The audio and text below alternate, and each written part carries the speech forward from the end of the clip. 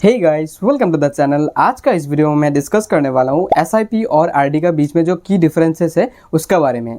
अगर रिटर्न का हिसाब से देखा जाए तो आरडी में गारंटेड रिटर्न मिलता है, बट जो एसआईपी में जो रिटर्न मिलता है वो गारंटेड नहीं होते, क्योंकि जो एसआईपी इन्वेस्टमेंट करते हैं वो मार्केट में इन्वेस्टमेंट करते हैं, इसलिए उसमें गारंटेड रिटर्न नहीं मिलते हैं। बट अगर मार्केट ने बहुत अच्छा परफॉर्म किया तो आपको आरडी से भी ज़्यादा रिटर्न एसआईपी में देखने को मिल सकते हैं। तो अभी मैं बताऊंगा आपको लॉक इन का बारे में।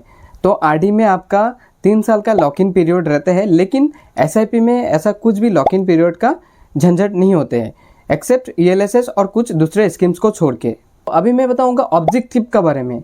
तो आरडी में जो इन्वेस्टमेंट करने का मेन ऑब्जेक्टिव होता है वो है सेविंग्स, और एसआईपी में जो इन्वेस्टमेंट करने का मेन ऑब्जेक्टिव होते हैं वो होते हैं वेल्थ क्रिएशन और हायर रिटर्न।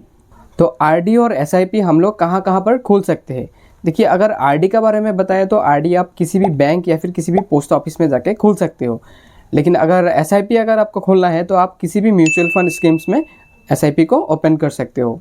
अगर इंटरेस्ट का बारे में बताऊं तो आरडी में एक कंपाउंडिंग इंटरेस्ट मिलता है जो कि क्वार्टरली बेसिस पर कंपाउंडिंग होते रहते हैं, और जो एसआईपी में इंटरेस्ट मिलता है वो नेट एसेट वैल्यू का एप्रिसिएशन के में डिपेंड करते हैं।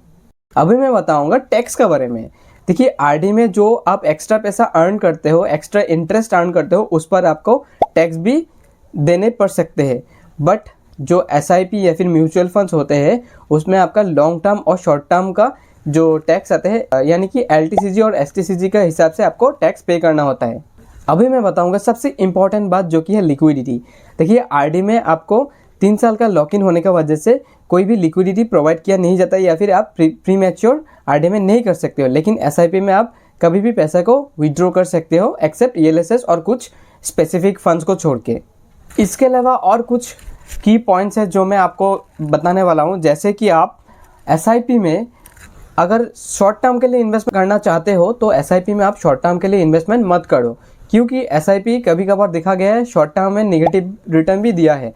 बट अब अगर आपका हॉरिजन शॉर्ट टर्म के लिए है तो आप आरडी जरूर कर सकते हो, लेकिन आपका हॉरिजन 5 साल या फिर 5 साल से ज़्यादा समय के लिए है तो आप डेफिनेटली एसआईपी में इन्वेस्टमेंट कर सकते हो, क्योंकि ग्रोथ का जो संभावना है वो लॉन्ग टर्म में ज़्यादा होते हैं। और एसआईपी में मुझे जो सबसे ज़्यादा इंटरेस्टिंग पॉइंट लगता है वो है कि रूपी कॉस्ट एवरेजिंग और पावर ऑफ कंपाउंडिंग, जो कि मैं आपको दूसरा वीडियो में डिटेल में इसके बारे में बता दूंगा। और एसआईपी का सबसे जो की पॉइंट है वो महंगाई को बीट करता है। एसआईपी यानी कि म्यूचुअल फंड का जो रिटर्न होते हैं वो महंगाई को हमेशा बीट करते हुए आया है। एसआईपी का जो सबसे बड़ा डिसएडवांटेज है वो मैं मानता हूँ कि कई बार देखा गया है कि लोग शॉर्ट टर्म के लिए म्यूचुअल फंड यानी कि एसआईपी में इन्वेस्टमेंट करते हैं, तो शॉर्ट टर्म में अगर मार्केट फॉल करता है जो अपना पोर्टफोलियो भी लाल हो जाता है, उस वजह से लोग क्या करते हैं अपने एसआईपी को विड्रॉ कर लेते हैं, जो कि एकदम गलत है, क्योंकि वही एक टाइम होता है जब आपको रुके हुए रहना होता है, यानी कि आपको पैसा होल्ड करना चाहिए। आप उस टाइम अगर पैसा निकल दोगे तो आप लॉन्ग टर्म में कभी भी गेनर नहीं बन सकोगे। Thank you so much for watching this video. अगर ये वीडियो आपको अच्छा लगा और इन्फॉर्मेटिव लगा तो लाइक कीजिए इस वीडियो को, शेयर कीजिए अपने फैमिली और फ्रेंड्स के साथ, और सब्सक्राइब कीजिए मेरे इस चैनल को। साथ में बेल आइकन को भी प्रेस कर दीजिए ताकि मैं जब भी नया वीडियो लाऊं तो आपको पहले ही मिल जाए। जय हिंद, जय भारत।